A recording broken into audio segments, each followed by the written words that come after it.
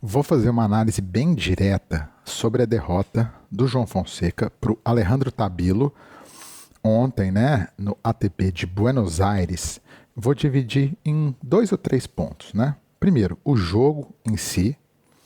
Depois, as perspectivas para o Rio Open, né, para os próximos torneios em si. E 3, algumas preocupações que eu tenho, não é de hoje, é de algum tempo, em relação à evolução do João, ao momento que é crítico que ele vive, né? E aqui eu não estou colocando, não vou colocar nenhum tipo de pressão nem nada, só fazer uma análise baseada em números e baseado em treinamento, né? Então vamos lá, o jogo em si. Primeira rodada do ATP de Buenos Aires, 3-6, não, na verdade 6-3, 3-6, 7-5 para o Alejandro Tabilo. Eu disse no meu Instagram, numa análise bem simples que eu soltei logo que o jogo acabou, que como eu não esperava nada, absolutamente nada, porque eu estava muito preocupado com o João, graças ao Australian Open e às incertezas que ele vive no momento, né, incertezas físicas, eu tinha uma preocupação, uma angústia assim, dele não conseguir sequer ser competitivo por conta do físico. Eu vi alguns treinos dele, não estava muito confiante, achei ele meio travado e ele começa o jogo travadinho. Já toma 3-0 de cara, fazendo 2 pontos. 12-2, sem devolver o saque do Tabilo. Mas depois ele vai entrando no jogo, né? Vai achando o tempo da devolução, a esquerda, backhand, né? 2 mãos. Começa a melhorar um pouco, ele entra no jogo, quebra o Tabilo, agita a quadra e devolve a quebra, 3-4, 40-30, ele sacando. E ele numa ascendente começa a dominar, sai de lá de trás da quadra, ele estava muito no fundo, não entendi o porquê. Entendi, né? Falta de confiança. E aí ele vai avançando, ganhando terreno, mas dá uma bobeira, toma a quebra, perde 6-3. Aí para mim, depois, isso aí que matou o jogo. Que eu acho que se ele quebra ali, ele ganha o set, faz 2-0.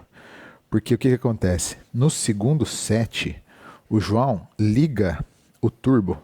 Ele tem um breakpoint contra, mas esse breakpoint faz com que ele cresça no jogo a partir do momento que ele salva. No outro momento, ele dá um ground wheel. Isso aí dá uma moral para ele enorme, né? Aquela debaixo das pernas. Quando você toma um lob, isso aí dá uma moral enorme para ele. Ele faz 9 ou 8 pontos seguidos e dá uma embalada e pá, fecha o set. Terceiro set, uma dinâmica parecida. Com o segundo no começo, mas com o jogo mais amarrado, né? O jogo até cai um pouco de nível, aumenta a tensão, aumenta o cansaço, etc.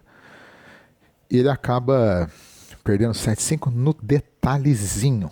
No detalhe. Mas o Tabilo sempre teve na frente no terceiro set, né? Porque o Tabilo escolheu sacar. E também, eu vou até ver aqui nos breakpoints do terceiro set, ó. O João teve 8 contra e salvou 6. O Tabilo teve 4 e salvou 3. Bom, ok. Jogo escapou no detalhe. Dinâmica do jogo escapou no detalhe. Algumas questões, né?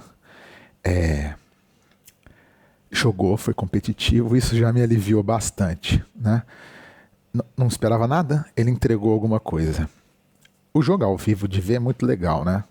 O jogo ao vivo você tem outra noção. E aí, né? Pontos positivos. O forehand, em alguns momentos, andou bastante. O saque, todo mundo tá preocupado. Mas, cara, ele tava sacando a 130 no Australian Open. Agora, ele voltou a sacar mais pesado, mas ainda não está calibrado. Acho que foi a causa técnica da derrota, né? Se a gente for ver, a causa técnica mais do que isso, mas ele ganhou, olha só, 64% só dos pontos com o primeiro saque, 59% com o segundo. Ou seja, praticamente a mesma coisa, né? E outro ponto, né? Também que é interessante de analisar é a dinâmica. Como foi a dinâmica do jogo? Eu vou analisar isso pelos rallies. primeiro set, né? Primeiro set, como que ele fica nos rallies, nas trocas de bola. De 0 a 4 batidas na bola, 15 a 16, né? 15 para o João, 16 para o Tabilo. Mas olha só nas trocas, de 5 a 8 batidas, né? 4 trocas. 4 João, 10 Tabilo. Mais de 9, 2 João, 1 Tabilo. Praticamente não interferiu no jogo. Mas olha o segundo set, o que acontece. Até 4 pontos, né? Saque, primeira bola, ou saque, saque, devolução, primeira bola, ou saque, devolução, primeira bola e a segunda bola, ou ace, né? Os pontos curtos. 15 João, 13 Tabilo. Agora, olha as trocas. 5 a 8, 13 a 7 João. E 9, mais de 9, 5 a 4 João. Aí a gente vai para o 7-3 e a coisa volta a ficar como no primeiro set, mas na verdade não, um pouco mais apertado, né? 27 a 25 para o João, de 0 a 4, 5 a 8 tiros, 10 a 6 para o Tabilo e 9 a 4 em mais de 9 trocas. Aí você vê, ó, que o Tabilo, ele no terceiro set claramente aumentou as trocas, ele entrou para trocar. Porque mais de 9 tiros, mais de 9 golpes, só houve 3 no primeiro set, no segundo set 9, no terceiro set 13. E também porque o João, em relação ao segundo set, estava tendo mais dificuldade de definir o ponto. Então ele deixou, entre aspas, que ocorresse mais trocas. Mas isso aí mata a questão, né? Um primeiro set em que ele se recupera, o segundo set que ele tem um pico de desempenho, o terceiro set que se iguala, mas ele acaba pendendo taticamente para o Tabilo. Essa é um resumo mais, não tão aprofundado, mas mais simples do jogo, né? Não vou entrar muito na questão dos golpes em si, saque de evolução, porque o ponto é que, assim, para o Rio Open, para esse torneio, eu não esperava muita coisa. Para o Rio Open, eu estou mais confiante, porque eu acho que ele tá naquela toada que ele costuma embalar. Um primeiro torneio em que ele vai mais ou menos, ou até mal, nesse caso mais ou menos para mim, seguido de uma ótima performance. O João já fez isso algumas vezes, né? Eu acho que tem tudo para fazer isso no Rio. Tudo, porque eu acho que ele vai ficar mais solto. Ele tá mais solto. Ele ganhou confiança de novo na lesão, no corpo. Ele tinha dúvidas sobre o corpo. Isso é fato, né? Não é, ele mesmo fala, né? Não é uma informação. E agora eu acho que ele já não tem mais dúvidas que o corpo dele está funcionando, né? E ele calibrou um pouco, né? Agora vamos ver como que ele vai ganhar o Endurance. Mas calibrou, está calibrado. Então, para o Rio Open, cara, eu acho que ele tende a fazer um torneio melhor. Vai jogar em casa, a pressão passou, a pressão de ter que defender ponto, a pressão a própria pressão de não estar conseguindo jogar, né? Eu acho que ele tende a ir bem no Rio Open. O Rio Open vai estar mais fraco que Buenos Aires, possivelmente, porque vai ter alguma desistência a mais. E também os tenistas que forem bem, que são os melhores, que estão aqui em Buenos Aires, tendem a chegar um pouco desgastados, porque é muito desgastante esse ATP aqui, a quadra é muito lenta, né? Muito lenta. Tipo o João, no terceiro set, ele batia, a bola não morria. Porque quando você perde a precisão e a potência, né, a quadra já não te ajuda em nada, não tem ponto de graça nessa quadra de Buenos Aires. É a quadra mais lenta do circuito profissional de tênis. Além de altura do mar, ou seja, a maior densidade do ar, o ar segurando mais a bola, mais atrito do ar, né, portanto a bola corre menos no ar, o piso é extremamente lento. A bola quica e morre no piso. O piso desacelera, ele amortece a bola. Enfim, agora vamos para o segundo ponto. Para mim, o mais importante é o que muita gente quer ouvir. Que não é que muita gente quer ouvir, é porque tem muita gente fazendo críticas estúpidas, né? Que não é análise nem nada, que não é crítica. Assim, cara, o meu YouTube tá cheio disso, mas, cara, é do jogo. Então, não é do jogo, vai ter esse tipo de corneta, gente frustrada, gente que torce, mas acaba ficando angustiada, é normal, assim, acho que eu tô um pouco mais tolerante a esse tipo de coisa, assim, você vai entendendo, quando você vai convivendo com essas coisas e vendo que é o mesmo cara que faz a gangorra, você fala, não, vamos vamos com paciência, né? Vamos com paciência mesmo para esse pessoal que perde um pouco a linha. Mas tem uma preocupação muito grande com o João. O João, olha, assim, antes é que eu não vou julgar, mas ele tá jogando muito pouco, cara. Ele joga muito pouco.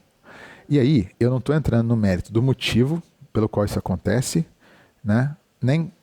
Mas no fato que ele joga muito pouco.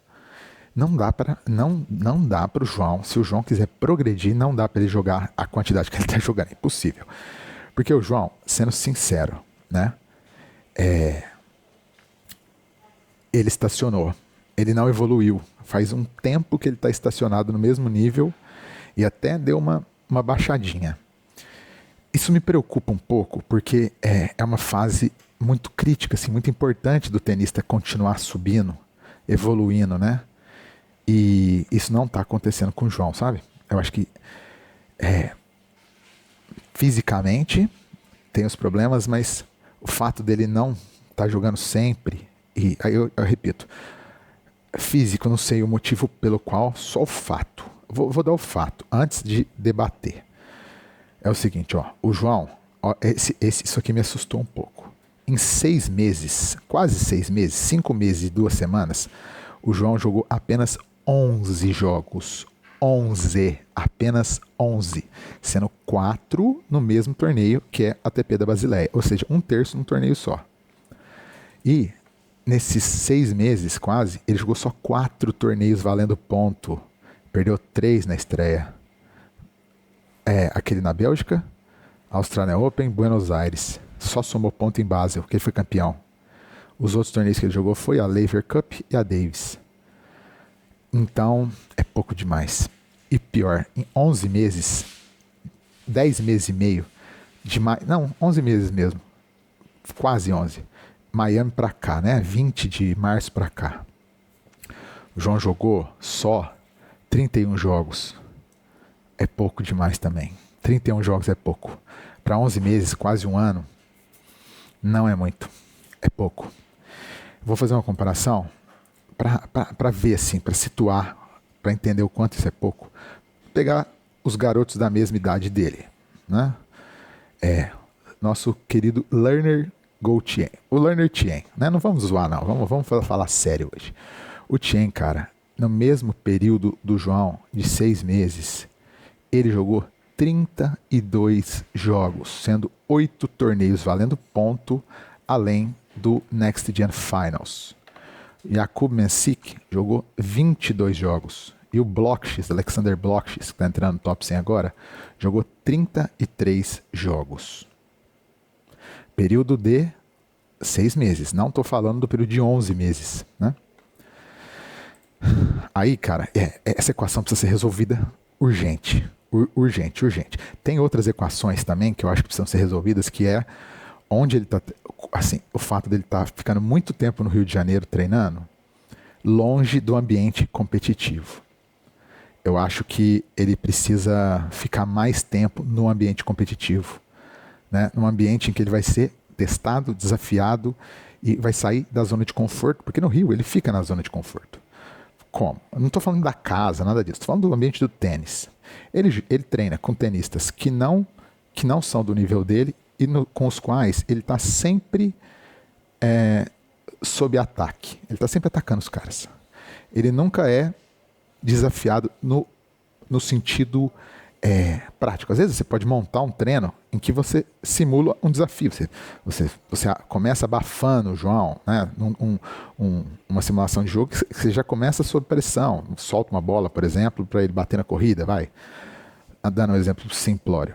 Mas assim, no jogo, fazendo 7, jogando 7, ele está sempre sob o domínio da bola. Porque como o Felipe Paiva falou no vídeo que eu vou soltar mais tarde, o João, atacando, é um dos melhores do mundo. Porque nesse ambiente ele vai treinar atacando. No grosso, né? Enquanto isso, cara, os demais tenistas, eles estão no ambiente ultra competitivo, treinando com tenistas tão bons, melhores ou quase tão bons quanto eles, tenistas top 100, né? Tenista top 50, top 150, top 10. Tá naquele ambiente brutal que é o circuito. Os argentinos aqui.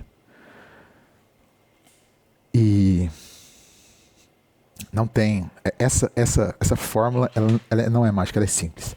Você só evolui colocando em prática, está no ambiente competitivo o tempo todo, o maior tempo possível, e jogando torneio, jogando jogos, valendo. O João perdeu esse jogo porque ele está sem ritmo. Eu não citei a palavra ritmo porque eu não quero citar o ritmo. Porque o João, ele está sem ritmo faz muito tempo. Que ele entra num torneio sem ritmo, ele adquire ritmo, mas ele não dá sequência. Né? Ele não tem sequência faz muito tempo. Desde a gira que terminou em Miami, ele não tem uma sequência. Sequência assim de fazer 8 jogos em um mês. Não tem essa sequência. Precisa dessa sequência. Precisa. E assim, não é um julgamento, é um fato, né? E para o João evoluir, ele precisa jogar mais.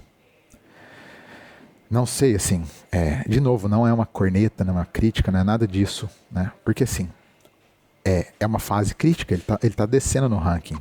Depois de pegar 24, agora ele vai descer para no mínimo 37. É uma fase ruim de você cair no ranking, é uma fase normalmente que você está subindo a ladeira. Era assim, do ponto de vista moral e da curva, era melhor ele estar saindo de 50 para 37 agora, do que estar saindo de 24 voltando para 37, sabe? Então é crítico, é uma fase importante, assim. Eu acho que o João ele deixou de evoluir já assim, pelo menos ali, acho que ele teve uma evolução, mas já há algum tempo que eu não noto que, não que seja um absurdo, é isso, você vai e volta, a evolução não é contínua, ela é um processo, né, a palavra que tanto amam, mas o João não tá evoluindo, ele evoluía muito, cara, uma coisa que para mim marcava ele é que a cada torneio ele evoluía, só que agora, como ele não joga torneio, não tem como, não tem uma fórmula mágica, né, então tem que solucionar, tem que jogar. E eu acho que tem que. Eu não sei os motivos, não quero. Não sei a fundo os motivos. Teve o motivo da lesão, ele ia ter jogado 2 torneios na Austrália. Não estou criticando e entrando na. Dizendo que ele é preguiçoso. Nada disso. Tem motivos para ele não jogar. Xangai, ele não jogou porque estava doente.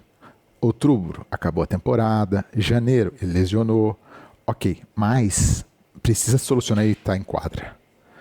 E aí, por exemplo, uma coisa que eu acho que ele pode fazer, tem que fazer, deveria ter feito. Aí já é uma pequena cutucadinha no calendário. O João vai jogar o Rio Open e depois não está inscrito em nenhum torneio. Ele jogou Buenos Aires.